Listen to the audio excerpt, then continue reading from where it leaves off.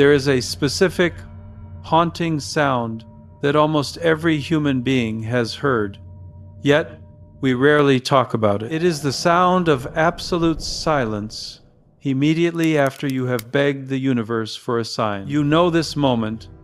You are standing at a crossroads. Maybe it's a health crisis, a financial collapse, or a loneliness that feels physical, and you send a prayer out into the dark. You follow all the rules. You are sincere. You are desperate. You plead. And in response, nothing. Just the echo of your own voice. This silence is dangerous because it breeds a creeping suspicion that maybe you are doing it wrong.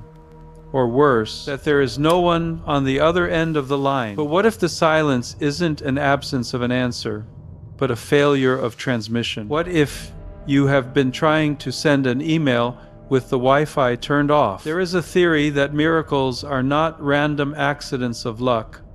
They are not lottery tickets handed out by a capricious deity. Instead, they are the result of a precise spiritual technology, a code that was handed down 2,000 years ago, but has been largely mistranslated by modern tradition. We need to look at the manual again.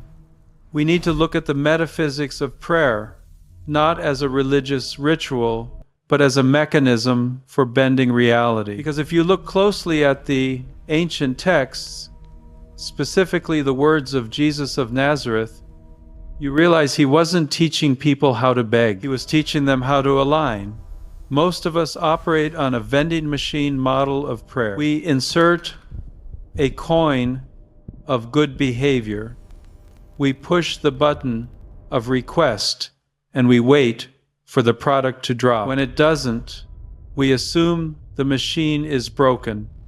But this model is flawed because it is built on the frequency of lack. When you beg for something, you are vibrating with the energy of "I don't have this."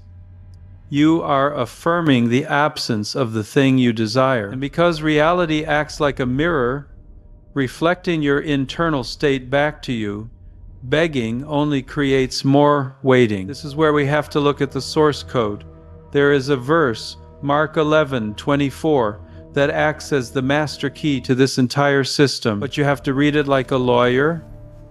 You have to look at the grammar. Jesus says, "Therefore I tell you, whatever you ask for in prayer, believe that you have received it, and it will be yours." Look at the tense. He does not say, "Believe that you will receive it." He doesn't say, "Believe that it is coming." He uses the past tense. Believe that you have already received it.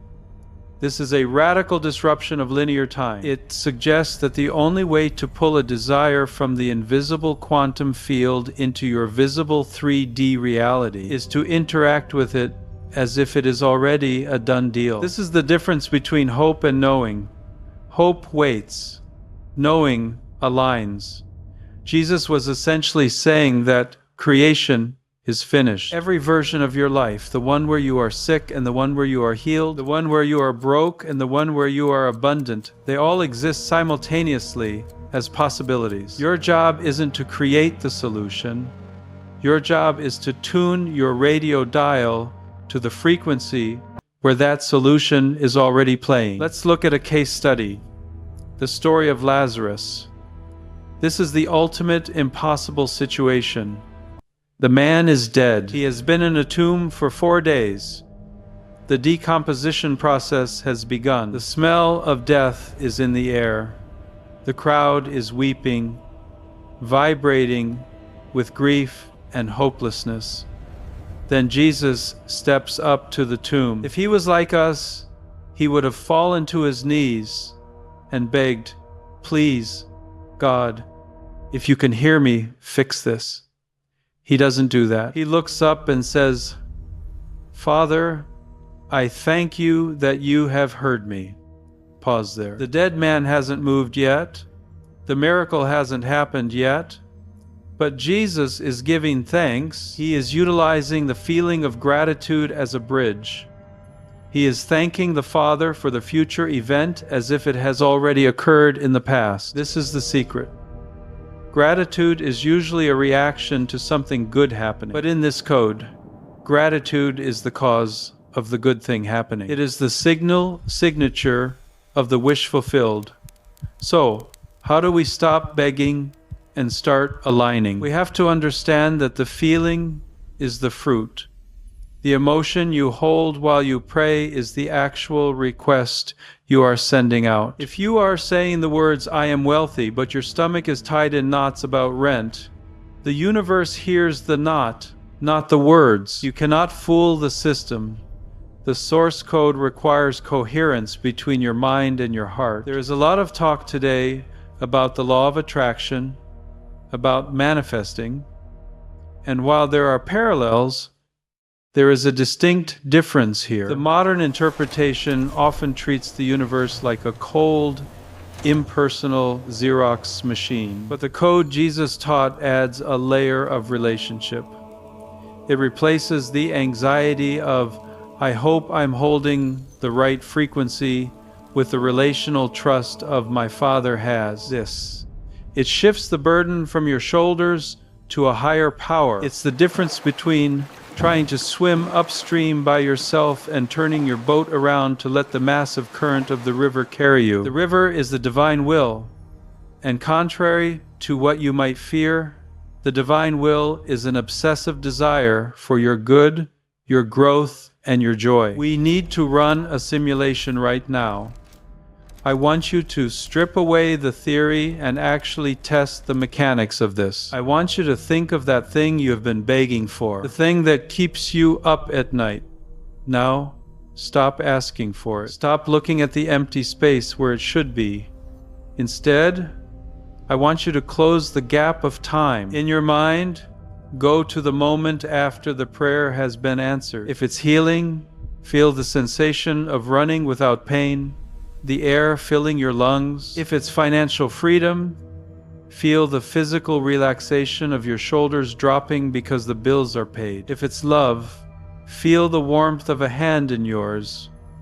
Do not watch yourself in a movie, be inside your body. Now, capture the emotion of that moment. What is it? It's relief, it's joy, it's peace. Stay in that feeling. And from this place, say the words, "Thank you." Not please, but thank you. Thank you that it is done. Thank you that you heard me. Do you feel the shift? That sudden lightness, that is the click of the lock opening. That is the moment you moved from the state of wanting to the state of having. That is the moment you stopped fighting reality and started overriding it. When you live from this state, the desperate energy of need vanishes, replaced by a magnetic calm. You stop chasing miracles and you start attracting them. Because you are no longer a person waiting for a rescue. You are a person walking in a finished work. The synchronicities will start to happen, the phone calls, the random meetings, the ideas that drop out of the blue. These are not accidents. This is the system responding to your new code. The secret was never hidden. It was just waiting for you to stop shouting and start tuning in. It is time to retire the beggar and awaken the believer. If you are ready to stop leaving your destiny up to chance and start operating the code, I want you to make a concrete declaration. Go down to the comments right now and type 4 simple words. I pray with faith. Don't just think it, type it. Physicalize the intention. Anchor this new reality. And if you want to keep decoding the spiritual laws that govern our lives, join us, subscribe. Because the miracle you are waiting for is not coming to you, it is coming from you.